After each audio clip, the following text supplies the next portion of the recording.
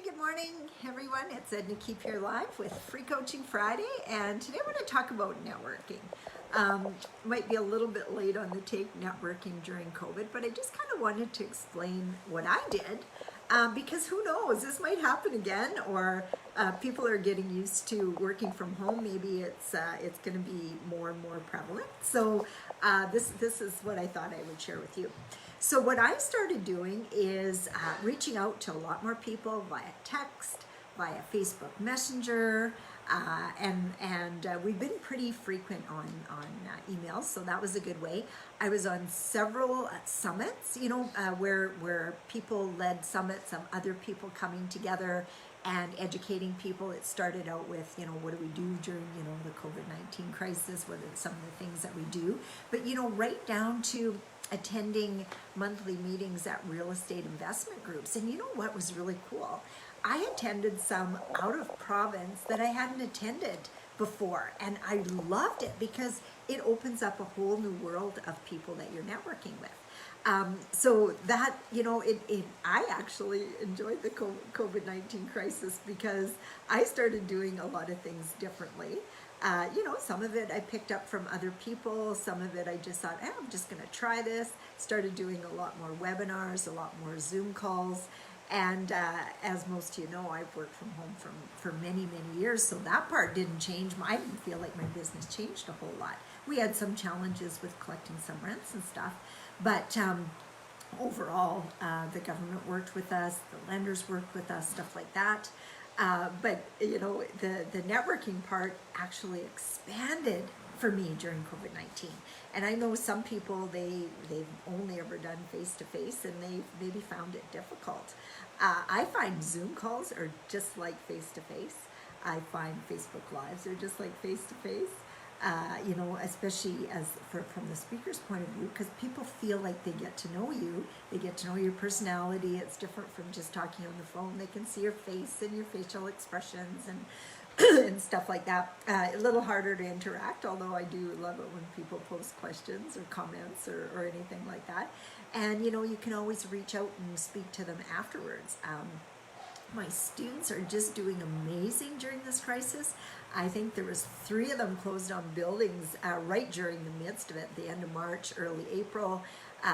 Maybe a couple day glitch here and there because of things that were different. One investor was traveling and couldn't get the document signed right away. But everybody came together and really started to be more creative about how we could do stuff. We had a couple different meetings with lawyers, and in the past they always made me drive into the city, and I used to try to get them to do Zoom calls with me because to me it's easier, because when I got to drive in, I'm out in White City, so it's like at least 30 minutes to get there and another 30 to get home. And of course when you go in, you decide to do a little shopping or whatever else, it's like a couple hours out of your day. Whereas with Zoom, you hit the button, you're talking to them, you can record the meeting in case you forget something. You don't have to take notes or any of that kind of stuff.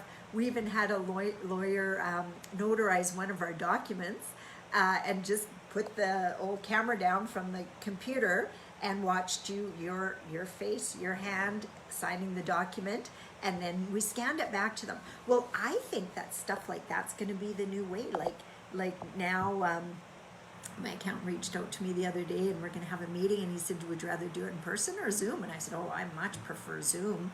And so we set it up. So I think a lot of people are going to start doing that. And I know for myself, I'm always looking for ways to save time.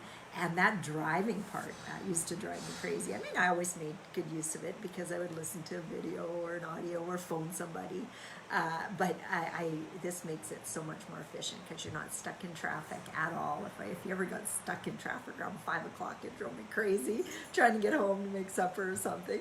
And everybody's, and I mean, in Regina, we don't even really have rush hour. Not like some of the big cities. So I complain about that, but it was really nothing to complain about. But love some of the changes that are happening because of COVID-19. There's a lot more information being passed around. People are it's like, you know, people come together in crisis. And that's what I noticed a lot of. Like, I had more people reaching out to me. I reached out to more people. Maybe it's just an extra topic to talk about. Like, hey, hi, Manshu, how are you? Hi, Joanne. Hi, Artemia. You know, maybe it's just another reason to touch base with people. Like, how are you doing through this crisis? Like, has anything changed for you? How can I help you? You know, so some of those things I think we can incorporate on a larger and larger basis. And you know, I had even more time to study mindset stuff, so I've got a bunch more mindset stuff that's going to be coming out over the next 3 weeks again. I think this time I'm going to put out a challenge.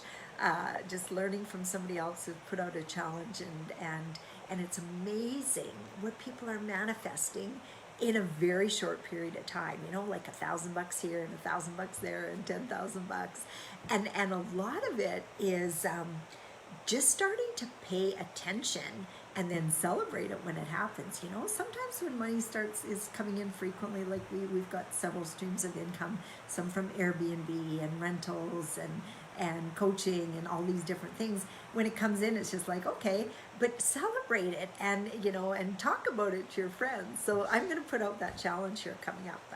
I'm not sure if we'll start next week or the week after. I've got quite a few things on the go, but watch for that, because I'd love to be able to challenge you guys to manifest some money into your lives, or some you know, more real estate, you know. So let's see how we can make that happen. But networking, you know what, for your business, it's always a great thing to network. And this online community, like even one of our neighboring cities here, they have a monthly meeting. And I haven't got to make it, because the last couple times, other than the one I was on myself, the last couple times I just had other things going on, so couldn't. But I can't wait, because now I can put that in my calendar and show up every month, because they've got such a great group going up there, and you always learn something, because they have fabulous speakers, and it's so exciting. And you bring speakers from all over the world, where it was harder, you know, we always seem to be searching for local people to come and speak. And on Zoom, you're all in the same room together. It all feels like you're in the same room together. And then, like I said, you can record it, you can send it out to people who couldn't attend, and that just wasn't happening in the live meetings we attended. We tried to record some of them, didn't always work. So this way I think works really good. So if you have any networking tips for me, I'd love to hear them. Post them in the link below. I'd love to hear them, because always open to learning new ways, and hopefully I taught you a few things through some of the things I was able to do. Have a really good Friday, and we'll talk to you all on Monday. Bye for now. Hey, hi Jancy, nice to see you. How's those boys? They must be growing like crazy. I was hoping to see you there in March at my event, and we had to cancel everything. So we'd love to hear what you're up to. Take care, everyone.